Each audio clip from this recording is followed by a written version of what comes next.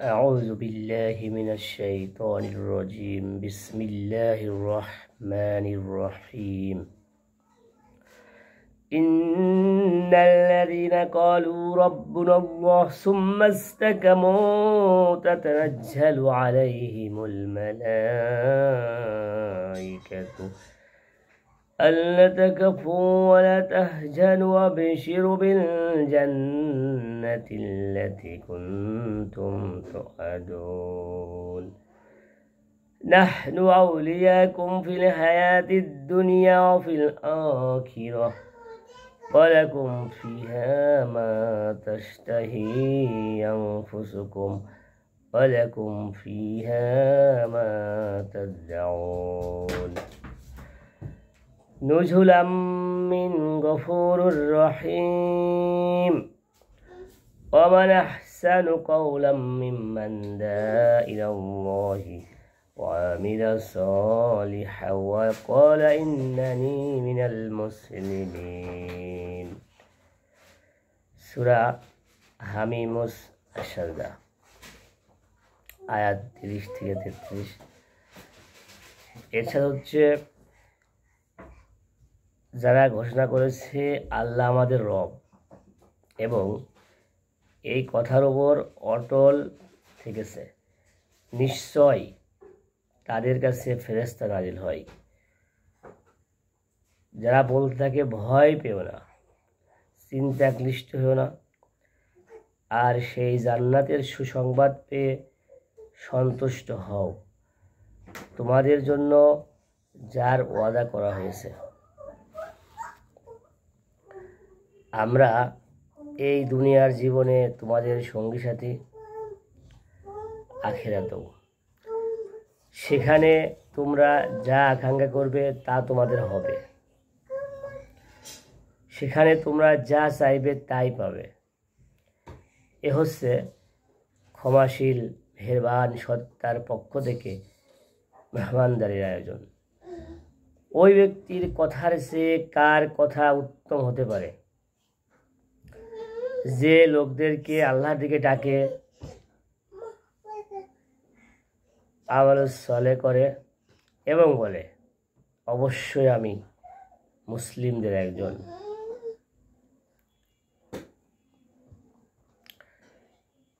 এই সূরাটি নাজিলের সময়কাল ঈসাই 610 সনে মুহাম্মদ রাসূলুল্লাহ সাল্লাল্লাহু আলাইহি ওয়াসাল্লাম নবুয়ত লাভ করেন।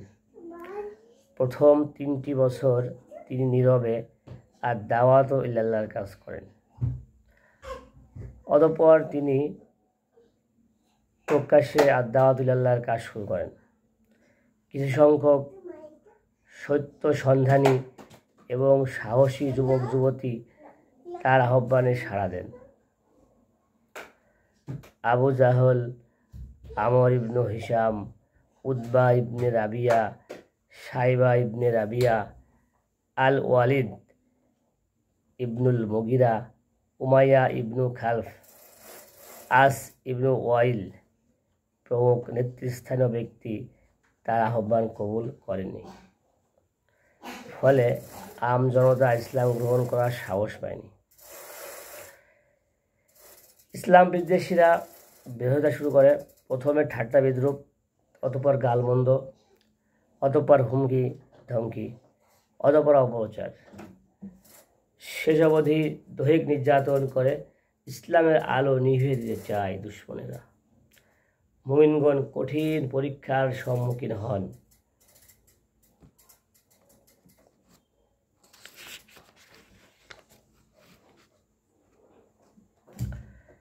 ঈমান নিয়ে বেঁচে থাকার জন্য ঘরদোর, বাগ বাগিচা, পশুপাল, ব্যবসা বাণিজ্য ইত্যাদি পিছনে ফেলে একদল মুমিন হাবশা হিজরত করেন। উমর ইবনুল খাত্তাব রাদিয়াল্লাহু তখনও ইসলাম গ্রহণ করেননি। হামজা ইবনু আব্দুল মুতালিব রাদিয়াল্লাহু তখন ইসলাম গ্রহণ করেছিলেন। উতবা ইবনু রাবিয়ার অবান্তর প্রস্তাব।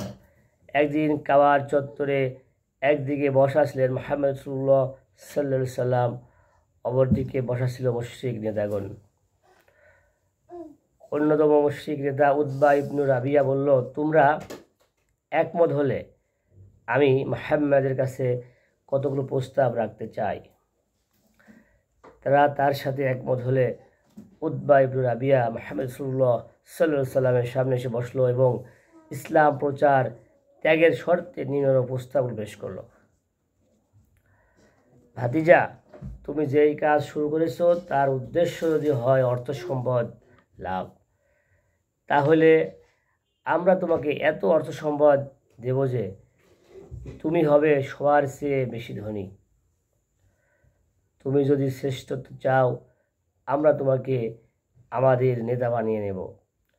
তুমি যদি রাজা হতে চাও, আমরা তোমাকে আমাদের রাজা বানাবো। কিন্তু উতবা ইবনু রাবিয়ার অবান্তর বক্তব্যের জবাবে মুহাম্মদ রাসূলুল্লাহ সাল্লাল্লাহু আলাইহি ওয়াসাল্লাম সূরা হামে সাজদা করা শুরু করেন এবং 38 নম্বর আয়াত পর্যন্ত পড়ে সাজদা করেন। এই ঘটনাটি ঘটেছিল নবুয়তের পঞ্চম সনে। এ থেকে প্রমাণিত হয় যে নবুয়তের পঞ্চম সনের কোনো এক সময় এই সূরাটি নাজিল হয়। ইসলাম বিরোধীদের বিভিন্ন অযৌক্তিক প্রচারণা জবাব দেওয়া হয়েছে। মুমিনদের উপর জুলুম নির্যাতন চালানোর কারণে ইসলাম বিরোধীদেরকে আযাবের ভয় দেখানো হয়েছে। নির্যাতিত মুমিনদেরকে সান্ত্বনা দেওয়া হয়েছে আর মুমিনদেরকে জানিয়ে দেওয়া হয়েছে সর্বোৎকৃষ্ট মানুষ তো তারা যারা সর্বাবস্থায় আমালুস সালেহ করে, লোকদেরকে আল্লাহর দিকে ডাকে এবং দৃঢ়তার সাথে ঘোষণা করে, অবশ্যই আমি মুসলমানদের একজন। ক্বালু রাব্বুনাল্লাহ, তারা বলে আল্লাহ আমাদের রব। রব মানে প্রভু, মুনিব, প্রতিপালক, তত্ত্বাবধায়ক, ক্ষমতাশালী, প্রতাপশালী, কর্তৃত্বশীল সত্তা ইত্যাদি। আল্লাহ আমাদের রব এই ঘোষণা দেওয়ার মানে হচ্ছে আল্লাহকে প্রভু বলে মেনে নেওয়া এবং নিজেরা তার আব্দ রূপে তার প্রতি আনুগত্যশীল জীবন যাপনের সংকল্প ব্যক্ত করা। আল্লাহ আমাদের রব এই ঘোষণা দেওয়ার মানে হচ্ছে আল্লাহকে মুনিব বলে মেনে নেওয়া, নিজেদের চিন্তা চেতনাকে আল্লাহমুখী করা ও কর্মধারাকে আল্লাহমুখী করা। আল্লাহ আমাদের রব এই ঘোষণা দেওয়ার মানে হচ্ছে আল্লাহকে প্রতিপালক বলে বিশ্বাস করা এবং তার প্রতিপালন ব্যবস্থার প্রতি আস্থাশীল হওয়া। আল্লাহ আমাদের রব এই ঘোষণা দেওয়ার মানে হচ্ছে আল্লাহকে তত্ত্বাবধায়ক বলে মানা এবং তার তত্ত্বাবধান ব্যবস্থার অধীনে আসিলে বিশ্বাস রাখা। আল্লাহ আমাদের রব এই ঘোষণা দেওয়ার মানে হচ্ছে একমাত্র আল্লাহকে ক্ষমতাশালী, প্রতাপশালী, কর্তৃত্বশীল সত্তারূপে গ্রহণ করে তার প্রতি আত্মসমর্পিত হওয়া। আল্লাহ আমাদের রব এই ঘোষণা দেওয়ার মানে হচ্ছে একমাত্র আল্লাহর বরত্ব, শ্রেষ্ঠত্ব, সার্বভৌমত্ব প্রকাশ ও প্রতিষ্ঠার সংগ্রামে আত্মনিয়োগ করা, কারণ তার নির্দেশ হচ্ছে রব্বাকা ফাকাব্বির।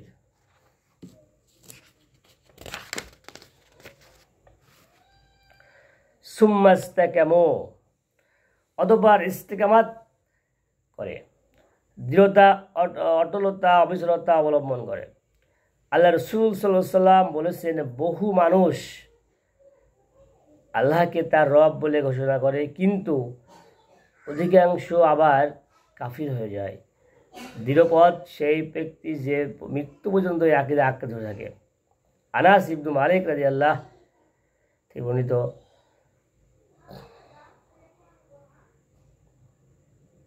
হাদিস।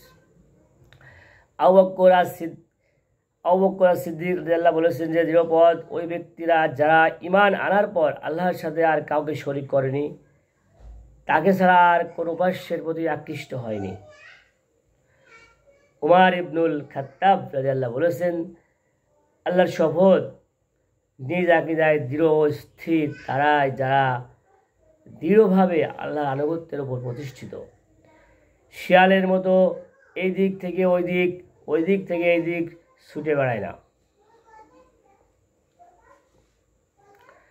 উসমান ইবনে আফফান রাদিয়াল্লাহু বলেছেন, দৃঢ়বৎ তারা যারা নিজেদের আমলকে আল্লাহর জন্য নির্দিষ্ট করে নিয়েছে।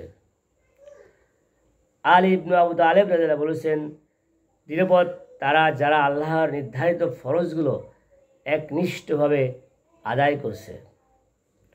দৃঢ়পদ ব্যক্তিদের সম্পর্কে এই যুগের শ্রেষ্ঠ মুফাসসির সাইয়েদ আবুল আলা মওদুদী রহমতুল্লাহ বলেছেন, হঠাৎ কখনো রব বলে ঘোষণা করে থেমে যায়নি এবং এমন ভ্রান্তিতেও লিপ্ত হয়নি যে আল্লাহকে তো রব বলে ঘোষণা করেছে, আবার তার সাথে অন্যদেরকেও রব বলে মেনে নিয়েছে।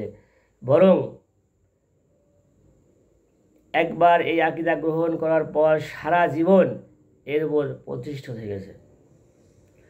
এর পরিপন্থী কোনো আকীদা গ্রহণ করেনি কিংবা তার সাথে কোনো বাতিল আকীদার সংমিশ্রণ ঘটায়নি এবং নিজের কর্মজীবনের তাওহীদি আকীদার দাবিগুলো পূরণ করেছে।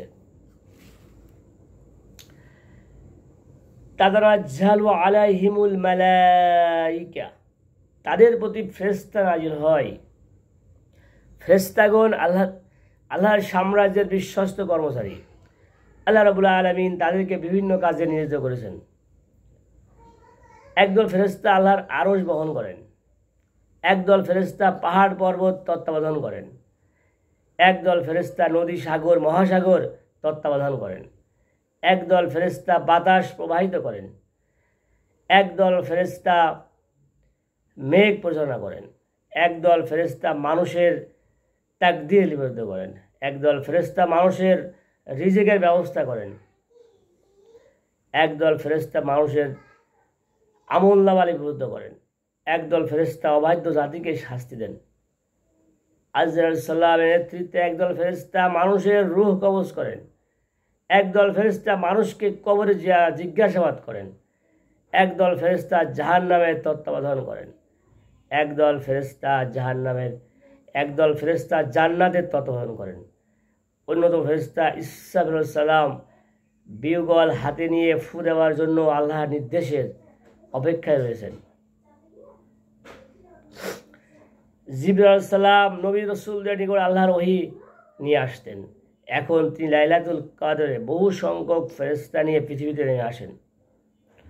এখানে বিশেষ এক শ্রেণী ফেরেশতার কথা উল্লেখ করা হয়েছে। এই ফেরেশতাগণ আল্লাহর নির্দেশে মজলুম মুমিনদের মনে হিম্মত, নিশ্চিন্ততা, প্রশান্তি সৃষ্টিতে ভূমিকা পালন করেন আর মুমিনদেরকে অনাগত সফলতার কথা স্মরণ করিয়ে দেন।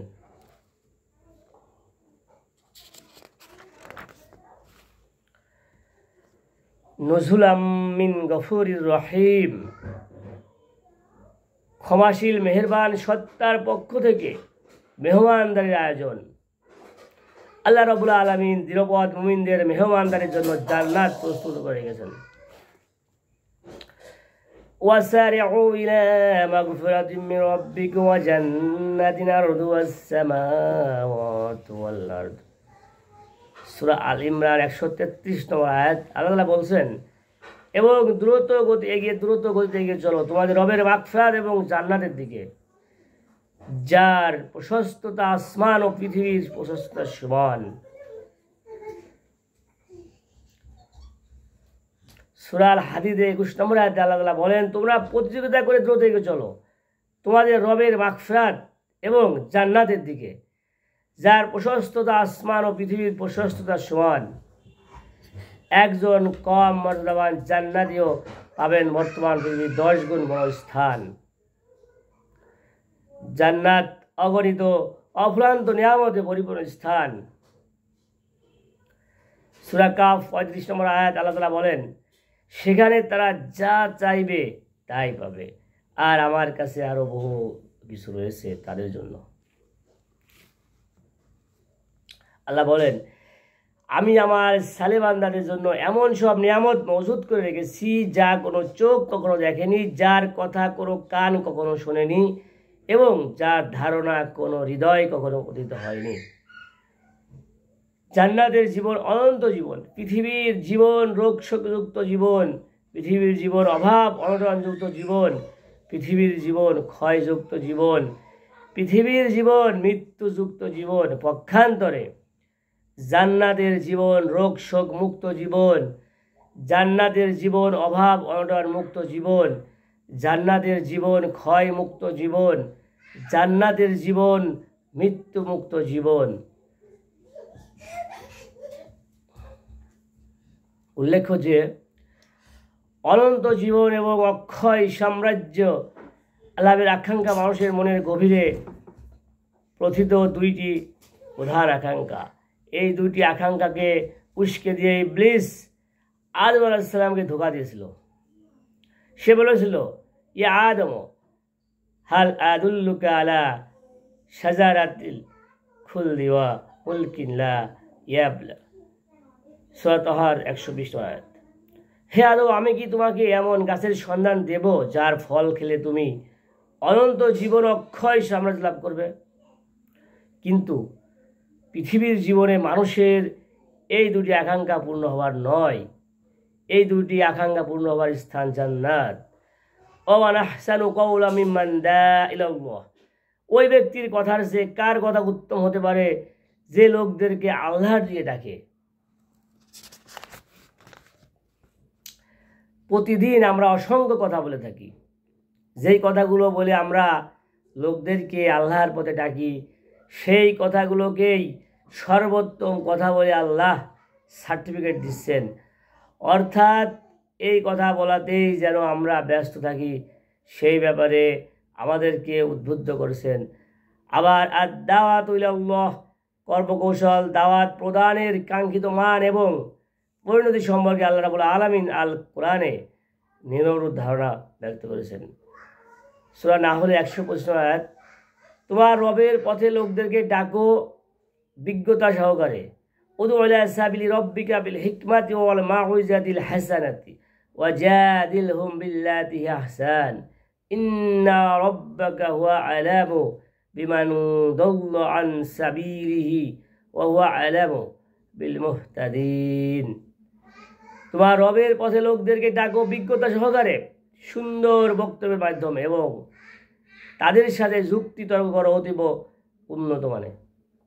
অবশ্যই তোমার রব ভালো করেই জানেন কে তার পথ থেকে সরে গেছে এবং তিনি জানেন কে সঠিক পথ প্রাপ্ত। ওমা আলা রাসূলি ইল্লাল বালাগুল মুবিন। সূরা নূর।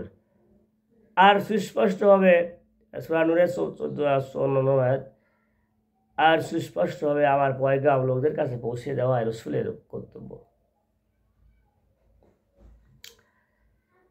সূরা আল কাসাসের 56 আয়াতে আল্লাহ তাআলা বলেন, তুমি যাকে চাও তাকে হিদায়াত করতে পারো না, আল্লাহ যাকে চান তাকে হিদায়াত করেন, আর তিনি হিদায়াত প্রাপ্তদেরকে ভালো করে জানেন। সূরা নাহলে 37 নম্বর আয়াতে আল্লাহ তাআলা বলেন, তুমি তাদের হেদায়েতের জন্য যতই লালায়িত হও না কেন, আল্লাহ যাদেরকে গোমরাহ করে দিয়েছেন তাদেরকে হেদায়েত দেন, যাদেরকে গোমরাহ করে দিয়েছেন তাদেরকে হেদায়েত দেন না। আর এই ধরনের লোকদেরকে কেউ সাহায্য করতে পারে না। ও আমিলা সলিহা, এবং আল আমল সলে করে।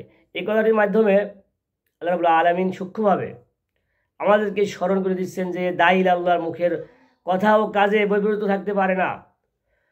প্রশ্নবিদ্ধ চরিত্র, প্রশ্নবিদ্ধ লেনদেন এবং প্রশ্নবিদ্ধ আচরণ মুখে উচ্চারিত সুন্দর কথাগুলোর প্রভাব নষ্ট করে দেয়। ও কলা ইন্নানি মিনাল মুসলিমিন, এবং বলে অবশ্যই আমি মুসলিমদের একজন। এই কথাটির মাধ্যমে আল্লাহ রাব্বুল আলামিন বোঝাতে চাচ্ছেন যে পরিবেশ পরিস্থিতি অনুকূল হোক কিংবা প্রতিকূল, প্রকৃত মুমিনদেরকে সর্বাবস্থায় তার মুসলিম আইডেন্টিটি নিয়ে মাথা উঁচু করে দাঁড়াতে হবে। শিক্ষা। আল্লাহকে নিজেদের রব বলে ঘোষণা দিয়ে যারা নিজেদের চিন্তা ও কর্মে তার প্রতিফলন ঘটায়, বিশেষ করে আদ-দাওয়াতু ইলাল্লাহ কাজে আত্মনিয়োগ করে এবং প্রতিকূলতা সত্ত্বেও মুসলিম আইডেন্টিটি নিয়ে মাথা উঁচু করে দাঁড়ায়, সম্মানিত ফেরেশতাগণ হন তাদের বন্ধু এবং আখিরাতে আল্লাহ রাব্বুল আলামিন তাদেরকে বিপুলভাবে পুরস্কৃত করেন।